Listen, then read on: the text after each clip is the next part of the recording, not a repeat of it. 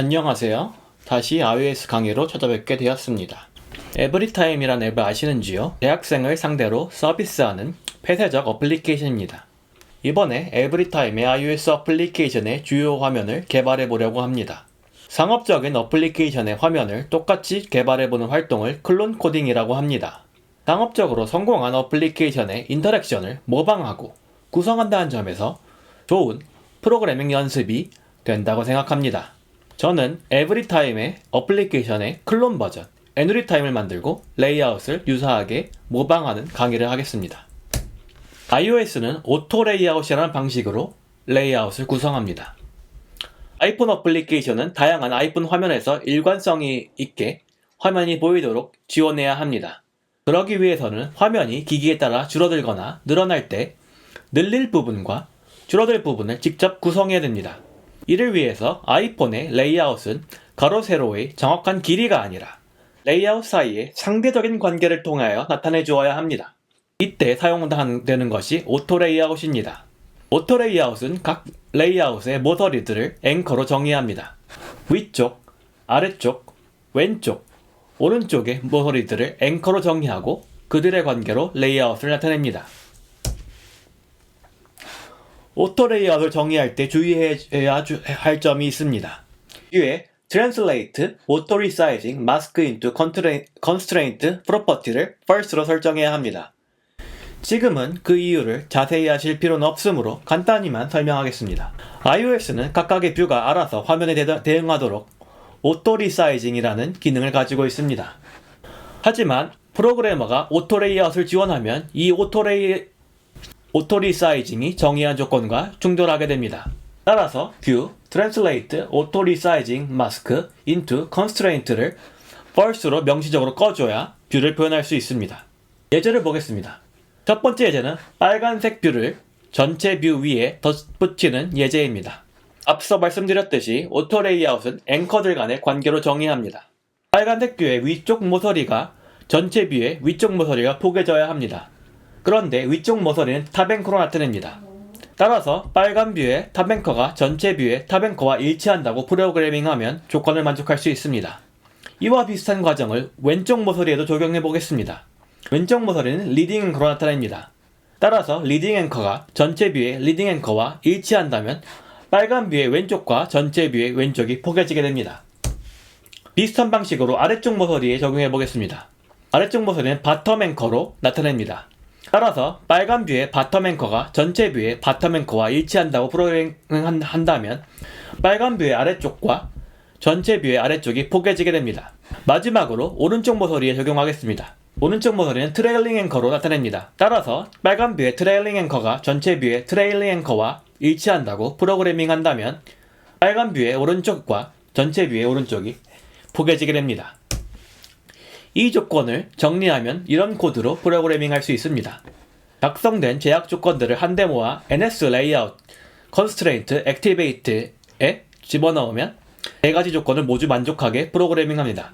물론 그 전에 Translate, Auto Resizing, Mask into Constraint를 False로 해줘야 되겠습니다. 이번엔 다른 예제를 구현해 보겠습니다. 빨간 뷰를 전체 뷰에 중앙에 위치시킨 후 가로 길이는 100으로 세로 길이는 200으로 해주는 예제입니다. 중앙 정렬을 위해서는 센터 X 앵커와 센터 Y 앵커를 사용해야 합니다. 센터 X 앵커는 뷰의 가로 중앙을 지나는 수직축을 나타냅니다. 따라서 빨간 뷰의 센터 X 앵커와 메인 뷰의 센터 X 앵커를 포갠다면 빨간 뷰는 메인 뷰의 가로 중앙에 정렬됩니다. 한편 센터 Y 앵커는 뷰의 세로 중앙을 지나는 수평축을 나타냅니다. 따라서 빨간 뷰의 센터 Y 앵커와 메인 뷰의 센터 Y 앵커를 포갠다면 빨간 뷰는 메인 뷰의 세로 중앙에 정렬됩니다. 이 둘을 조합하면 빨간 뷰는 메인 뷰의 정중앙에 배치됩니다. 이제 가로 길이와 세로 길이를 설정해 줍시다. 가로 길이는 위드 앵커로 지정해 줄 수 있습니다. 위드 앵커를 상수인 100과 같다고 지정하면 뷰의 가로 길이를 100으로 맞춰줄 수 있습니다. 마찬가지로 세로 길이는 하이트 앵커로 지정해 줄 수 있습니다. 하이트 앵커를 상수인 200과 같다고 지정하면 뷰의 세로 길이를 200으로 맞춰줄 수 있습니다. 정의한 네 가지 조건을 이렇게 조합한다면 원하는 배치를 구현해낼 수 있습니다. 이제 조금 더 매운맛의 배치를 해보겠습니다. 지금까지는 각 모서리를 포개는 방식으로만 구현했습니다. 하지만 레이아웃을 포개는 것만으로는 다양한 레이아웃을 구현할 수 없습니다. 현재 뷰보다 약간 작은 뷰를 넣고 싶거나 현재 뷰 옆에 다른 뷰를 넣고 싶을 때 등이 있겠습니다. 이럴 땐 모서리 사이의 간격을 상수, 즉 컨스탄트로 지정해주는 방식으로 구현해줄 수 있습니다. 상수가 양수일 때를 살펴보겠습니다. 이 경우 기준보다 오른쪽에다 아래에 모서리가 위치합니다. 예제 화면을 보십시오. 빨간 뷰는 전체 뷰보다 약간 작습니다. 빨간 뷰의 탑 앵커, 즉 위쪽 모서리가 전체 뷰의 탑 앵커, 즉 위쪽 모서리를 기준으로 100만큼의 상수를 가집니다. 이를 해석하면 빨간 뷰의 위쪽이 전체 뷰의 위쪽보다 100만큼 아래에 위치하게 됩니다. 마찬가지로 빨간 뷰의 리딩 앵커, 즉 왼쪽 모서리가 전체 뷰의 리딩 앵커, 즉 왼쪽 모서리를 기준으로 100만큼 상수를 가집니다. 이를 해석하면 빨간 뷰의 왼쪽이 전체 뷰의 왼쪽보다 100만큼 오른쪽에 위치하게 됩니다. 상수가 0보다 작을 때, 음수일 때를 살펴보겠습니다. 이 경우 반대로 기준보다 왼쪽이거나 위에 위치하게 됩니다. 빨간 뷰의 바텀 앵커, 즉 아래쪽 모서리가 전체 뷰의 바텀 앵커, 즉 아래쪽 모서리를 기준으로 마이너스 100만큼의 상수를 가집니다. 이를 해석하면 빨간 뷰의 아래쪽에 전체 뷰의 아래쪽보다 100만큼 위에 위치하게 됩니다. 마찬가지로 빨간 뷰의 트레일링 앵커, 즉 오른쪽의 모서리가 전체 뷰의 트레일링 앵커, 즉 오른쪽의 모서리를 기준으로 마이너스 100만큼의 상수를 가집니다. 이를 해석하면 빨간 쪽의 오른쪽이 전체 뷰의 오른쪽보다 100만큼 왼쪽에 위치하게 됩니다. 지금까지 말한 4가지 제약 조건을 조합하면 이와 같이 빨간색 뷰가 전체 뷰보다 약간 작아지는 것을 연출할 수 있습니다. 모든 제약 조건을 프로그래밍하면 너무 코드가 변잡스러울 것입니다. 이를 해결하기 위하여 iOS는 UI 스택 뷰를 제공합니다. 앱을 개발하다 보면 수평으로 혹은 수직으로 다수의 뷰들이 쌓여있는 상황일 때가 많습니다. 로그인 화면이면 입력창들이 수직으로 쌓여있고 광고 화면이면 캐러셀들이 수평으로 쌓여있겠죠. 이때 뷰를 UI 스택 뷰에 집어넣는 것만으로 복잡한 오토 레이어 설계 없이 뷰를 간편하게 구성할 수 있습니다. UI 스택 뷰에서 주로 사용하는 프로퍼티는 축, 여백, 정렬, 분배입니다. 축은 스택 뷰의 내부의 뷰를 수평으로 쌓을 것인지 수직으로 쌓을 것인지 결정하는 프로퍼티입니다. 여백은 각 뷰의 간격을 얼마로 줄지 지정하는 프로퍼티입니다. 정렬은 각 뷰를 중앙 정렬할지, 왼쪽 정렬할지, 오른쪽 정렬할지 결정하는 프로퍼티입니다. 분배는 각 뷰들이 한정된 공간 사이에서 각자 얼마나 공간을 잡아먹을지 분배하는 프로퍼티입니다. 이 4가지 프로퍼티를 적절히 활용하여 원하는 모양새를 손쉽게 구성할 수 있습니다. 예제를 보겠습니다. 이 화면은 빨간색 뷰와 파란색 뷰를 한 스택 뷰에 쌓이게 구성했습니다. 그런데 두 뷰가 가로로 쌓여 있습니다. 따라서 축 엑시스는 수평, 호리진탈이 됩니다. 한편 두 뷰의 사이 간격은 째째하게 좁아 보입니다. 여백을 10밖에 안 주었기 때문입니다. 한편 뷰들이 세로로는 꽉 차 있습니다.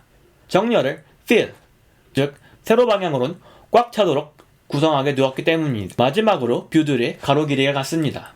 뷰를 fill equally, 즉 동등하게 나눠 먹도록 구성하게 두었기 때문입니다. 애누리타임에 필요한 로그인 화면을 구성하기에 앞서 제플린이라는 소프트웨어를 소개하겠습니다.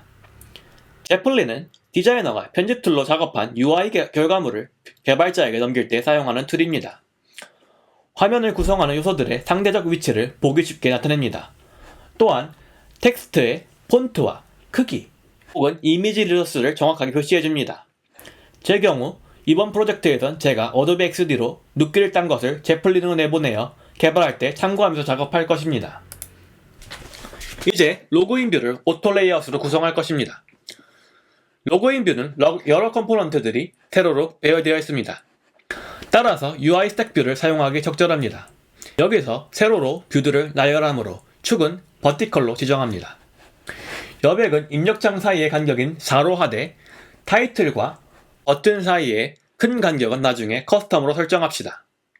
또한 뷰들은 모두 중앙 정렬을 위하여 얼라인먼트를 센터로 지정합니다. 마지막으로 스택 뷰의 위에서 아래까지 모두 뷰가 꽉 차도록 분배, 디스트리뷰션은 Fill로 지정합니다. 이제 스택 뷰를 메인 뷰에 위치시키겠습니다. 메인 뷰의 오른쪽, 왼쪽으로 50씩 여백을 주고 세로로 중앙 정렬을 시키면 됩니다. 스택 뷰의 리딩 앵커가 메인 뷰의 리딩 앵커 기준으로 50으로 지정한다면 스택 뷰의 왼쪽이 뷰의 왼쪽보다 50 오른쪽에 있게 됩니다. 마찬가지로 스택 뷰의 트레일링 앵커가 메인 뷰의 트레일링 앵커보다 마이너스 50으로 지정한다면 스택 뷰의 오른쪽이 뷰의 오른쪽보다 50 왼쪽에 있게 됩니다. 마지막으로 스택 뷰의 센터 Y 앵커를 메인 뷰의 센터 Y 앵커와 일치시켜서 스택 뷰를 메인 뷰의 세로로 중앙 정렬합니다. 이를 코드로 표현하면 이와 같이 됩니다. 이제 로고와 텍스트 쪽을 구성하겠습니다. 로고는 UI 이미지 뷰에 넣어서 구성합니다. 이때 가로와 세로 길이를 60으로 맞춰줍니다. 그렇게 하기 위해서 위드 앵커와 하이트 앵커를 상수 60과 같이 설정하면 됩니다. 텍스트는 UI 라벨로 지정합니다. UI 라벨은 높이를 사용자가 설정해주지 않으면 텍스트의 사이즈만큼 정확히 계산하여 공간을 차지합니다. 따라서 특별하게 높이 앵커를 지정할 필요가 없습니다. 다만 이미지와 텍스트 사이의 여백이 기본으로 지정한 4보다 넓은 것을 볼 수 있습니다. 이는 Set Custom Spacing을 사용하여 넓게 수정해주면 됩니다.